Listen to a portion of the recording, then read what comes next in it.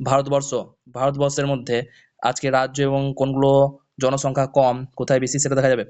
রাজস্থান আয়তনের দিক থেকে সবচেয়ে বড় রাজ্য, সবচেয়ে বড় রাজ্য হচ্ছে রাজস্থান।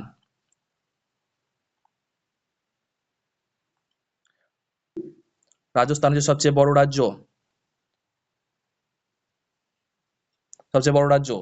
আর সবচেয়ে ছোট রাজ্য হচ্ছে এই যে অংশটা, এটা হচ্ছে রাজস্থান, সবচেয়ে বড় রাজ্য। গোটা ম্যাপের মধ্যে সবচেয়ে ছোট রাজ্য হচ্ছে গোয়া, এই অংশটা সবচেয়ে ছোট রাজ্য হচ্ছে গোয়া, গোয়া। তাহলে বড় রাজ্য রাজস্থান আর ছোট রাজ্য গোয়া।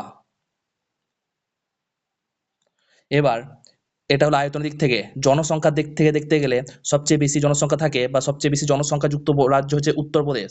এই যে অংশটা, এই অংশটায় সবচেয়ে বেশি জনসংখ্যা থাকে। তাহলে উত্তরপ্রদেশের জনসংখ্যার দিক থেকে সবথেকে বড় উত্তরপ্রদেশ, উত্তরপ্রদেশ। আর সবচেয়ে ছোট বা অর্থাৎ জনসংখ্যার দিক থেকে সবচেয়ে কম হচ্ছে সিকিম। এই যে পশ্চিমবাংলার উপর জায়গা আছে সেটা হচ্ছে সিকিম, সবচেয়ে কম জনসংখ্যা সিকিম, সবচেয়ে কম জনসংখ্যা যুক্ত রাজ্য। এটা তাহলে বেশি,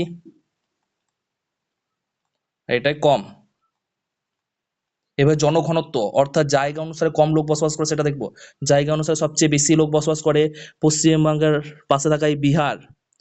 এখানে যা জায়গা তার তুলনায় মানুষের বসবাস বেশি অন্যান্য রাজ্যের তুলনায়, অর্থাৎ জনঘনত্ব সবচেয়ে বেশি। তাহলে বিহার হচ্ছে সবচেয়ে বেশি, বিহার বেশি। আর কম জনঘনত্বযুক্ত রাজ্য হচ্ছে অরুণাচল প্রদেশ। এই যে উপরের পূর্ব দিকের রাজ্য, এটা হচ্ছে অরুণাচল প্রদেশ, এখানকার জনঘনত্ব সবথেকে